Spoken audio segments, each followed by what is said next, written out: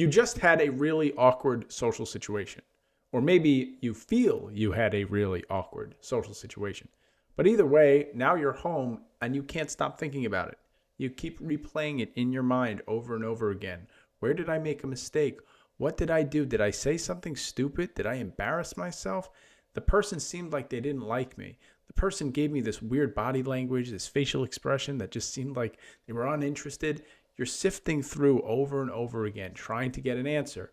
But no matter how much you think about it, it doesn't help, does it? It just keeps going on. And sometimes this can last hours, days, weeks over one social situation. Imagine doing that over every social situation. Some of you don't have to imagine. Some of you do this all the time. How do we break this cycle? How do we stop obsessing about everything that we're doing? The first thing that we need to do, and the first thing we need to understand, is that this is an obsession. And I know you're probably thinking, well, yeah, I know it's an obsession. But we really need to crystallize this in our mind, that the very act of doing this whole process is a problem. And now, obviously, again, you're thinking, yeah, well, I know it's a problem. But oftentimes when we're in the midst of it, it doesn't really feel like a problem. It feels like a good thing to do. It feels like a necessary thing to do.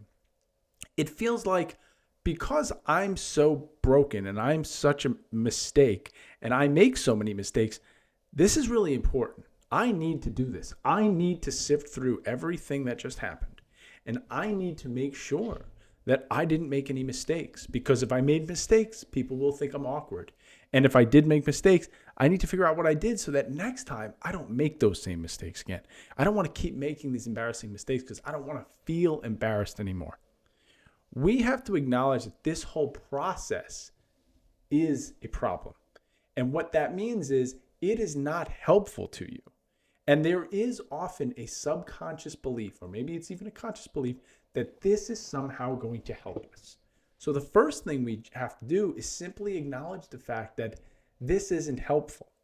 And what this allows us to do is separate ourselves from our thoughts. We are going to, as best we can, take a mindful approach to our thoughts. What does mindful approach means? It means that we're going to start noticing the very fact, the very act of thinking. I dropped some research in the show notes of the episode, and what they found is that when people are struggling with rumination, the key difference maker between people who are able to move on and people who aren't, no matter what the intervention, even when you try thought challenging and things like that, the key difference is that people who acknowledge it as what it is, they see it as rumination, they're able to catch it. They're able to see the whole process. They're able to almost watch the thoughts occur on the movie screen. They're able to see it in front of them rather than getting caught up in it.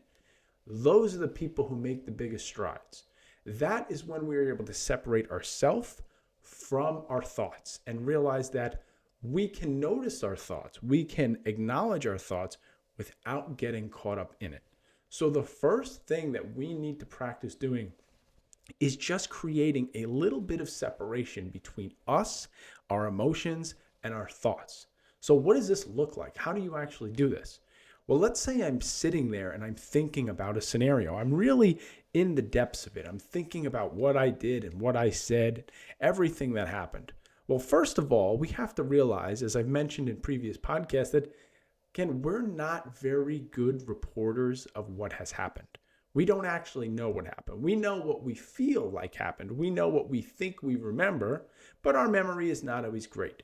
So that's the first step to create some distance. Hey, just because I think it happened this way does not mean it did happen this way. I have to remember I have social anxiety. Because of that, I tend to bias everything. Everything that goes through my mind gets filtered through this negative bias. And so here it is. Here's the story I'm laying out that may not actually be true. It's just the story I'm telling myself. Okay, there's one layer of distance. We've already created one layer.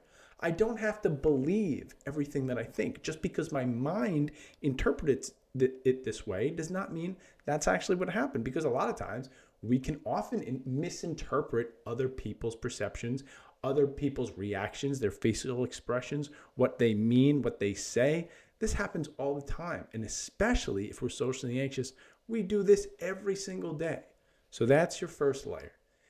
The second layer is noticing the very act of rumination. You're literally going to say to yourself, hey, I notice I'm thinking about that embarrassing thing that I did. I notice I'm thinking about that thing that I said that I think is stupid. You see how we are creating separation from us and our thoughts?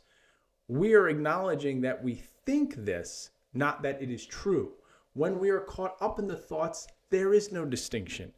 If I think I'm stupid, then I'm stupid. That's how it feels. If I think that what I did is embarrassing and I feel embarrassed, must have been embarrassing. There's no difference in our mind at that point between us, who we are, and our thoughts. So now we create this separation. Oh, I notice I'm doing that thing. Okay, why am I doing that thing? There's a couple reasons.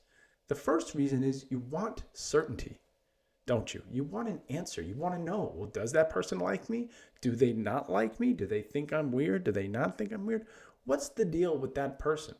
We want certainty. The problem is there is no certainty with these problems. That's why when you start thinking about it, no matter how hard you think about it, you don't get an answer. So you have to realize I'm digging for an answer that I can't find, that I can't get, which means I have to learn to be okay with a little bit of uncertainty. Can I say to myself, I don't know if that person likes me or not. I don't know if they thought I was awkward. I don't know if they think that I'm weird. I don't know that. Can I be okay with that? Does it have to be true one way or the other that they liked me or they didn't, or that I did something weird or that I didn't? Can we just say, we don't know? We don't actually know. This is the core of a lot of obsessional problems. You'll see this with people with obsessive compulsive disorder. They have a very hard time sitting with discomfort, sitting with uncertainty. So part of your practice when you try to manage this obsessive thought problem is we have to get comfortable with being uncertain. We're not going to try to find answers anymore. We're going to say, I don't know what that person thinks. Okay? That's hard. That's scary. But that's going to bring us to the next level because we're going to go deeper here. There's a deeper level here. Why do I need to know for certain? Again, a couple reasons. Well, for one, I want to be approved of. I want to be liked. I want to make sure that this person had a positive experience with me. Maybe it's because I don't want them to think I'm rude. Maybe it's because I don't want them to think I'm weird, I'm strange. Well, what would it mean if they thought that? Well, maybe they'll tell everybody that I know. Maybe they'll start gossiping around me. Maybe they just won't want to talk to me. There's 100 different ways our mind can go. When we're really anxious, sometimes we can get really paranoid and believe that people are talking behind our back. And again, hey, sometimes people are talking behind our back. Then we have to go one step deeper again. Well, what would that mean? Well, if someone thought something negatively about me, that wouldn't feel so good. That would make me question who I am. That would make me question what I am. And it would reconfirm all these negative beliefs I have about myself. You see, I can't let anyone not like me because if someone doesn't like me, that means I'm unlikable. You see, we start from the negative belief, we're unlikable, we're uninteresting, we're boring, we're weird, we're awkward, whatever your obsessive worry is. And it could be a combination of all of those things. We start with that belief. And because of that, now our radar is going and we're trying to find, well, is that true? And the problem is no matter what happens, it always comes back to, yes, it is true. Right? Because even if you have a good social interaction, I guarantee most of you cannot notice when you've had a good social interaction. Even if things go relatively well or very well, you're still going to go home and nitpick every little thing because you still believe in your core that there is something wrong with you. So you need this proof, this hard and 100% proof that you're fine. Nobody thinks anything negatively about you. So then we have to ask, why does it require other people to think positively about you for you to think positively about yourself? This is the next question. Why is that important? Well, look, obviously, we all want to be liked to some degree, right? If we're not liked by anyone, well, then we have a problem on our hands. Now we're going to be alone, we're going to be lonely, and we're not going to have any friends, and we feel like that will be proof, again, of all of those negative thoughts. That's partly natural. We all want to be accepted. But what happens with social anxiety is we spend so much of our time avoiding social interactions that the few that we have, we take those as proof of our dysfunction. So in other words, we don't go out for 2 months and then we finally go out, we go talk to somebody, it doesn't go too well, and we go, yep, see, there we go. That's why I don't go out, because it always goes awkward. We have to understand that we are training, we are learning, we are trying to understand how to become who we are and how to socialize with people. This is why I've talked about before the importance of self-compassion. If we want to start building up a belief that we are not as awful as we think that we are, we must start with self-compassion. We cannot start with what other people think. Because number one, other people don't get to determine everything about us. Sure, they get to determine some things about us, but not everything about us. And again, it's also the case that because you have been so limited socially, you are taking a fragment, a fraction of people in the world, and you are assuming that that encapsulates you as a person. We cannot rely on other people to give you that. And again, even if they did, again, even when you have social interactions, you don't believe it. So it has to start with you. Can we foster some self-compassion?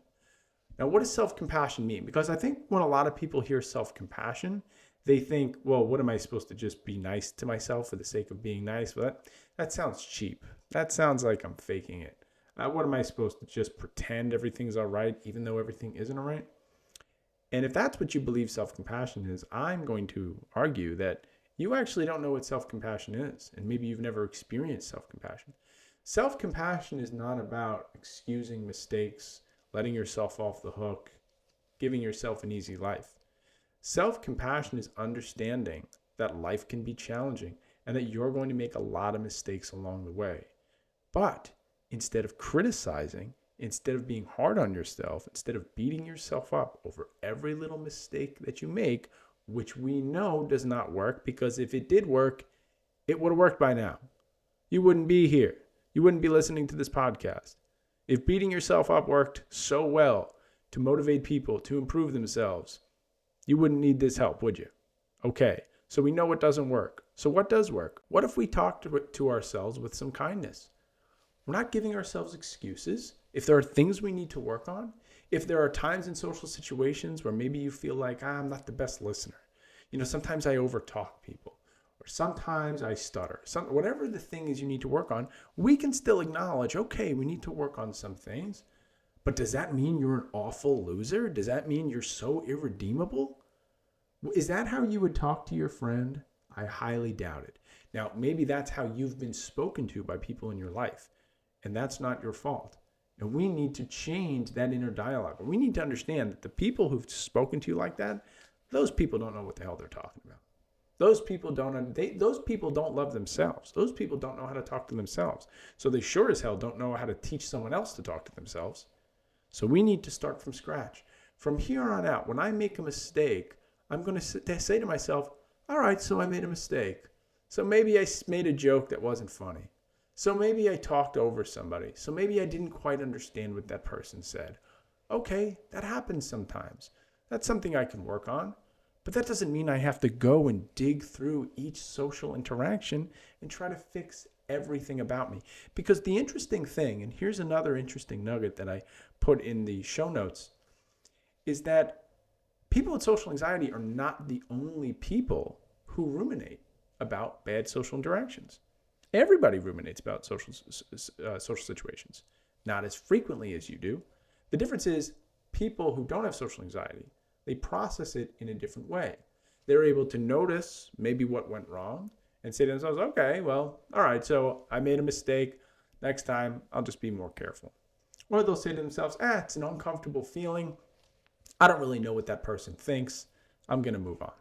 But when we have it, when we feel it, we believe that it's true. We believe there's no getting around this. It must mean something deep about me, instead of it just being a little mistake, something you can improve on. So we're going to change once again from internalizing these thoughts and believing that because this mistake was so apparent, it means all the fears that I have and all the beliefs that I have, this is reconfirmation. You have to realize that you set yourself up in a losing game. You already believe these negative things. So everything is being filtered through that negative lens. So you're going to find every negative thing you can to prove your own point. But maybe your point is wrong. Maybe there is a person underneath all that anxiety that has a lot to share with the world. And this is the other piece of self-compassion, is understanding that the reason we struggle, and I've mentioned this in many podcasts, but the reason we struggle socially is not because we're so inherently broken. It's not because we're so inherently flawed. It's simply because we have anxiety. It's simply because we overthink and obsess about every little thing that we do. So instead, we're going to say, you know what? I'm not broken. I'm not a mess. I'm not a mistake. I'm not an idiot. I just have social anxiety. I tend to overthink things. Sometimes I make mistakes in social situations. Sometimes situations get awkward. It's not always about me. It doesn't mean I caused it. I just feel it. Just because we feel something does not mean that something is true. These are things we need to practice each and every time we have a social situation. Every time you go home and ruminate, we're going to immediately start to practice these things. It is like a muscle. We need to practice becoming aware of our thoughts. We need to practice not engaging in our thoughts. And we need to practice changing how we speak to ourselves. Thanks again for tuning in. If you guys have any topics or questions on this topic, you can send them into the show at the email below. I hope you guys have a nice holiday, and I'll see you soon.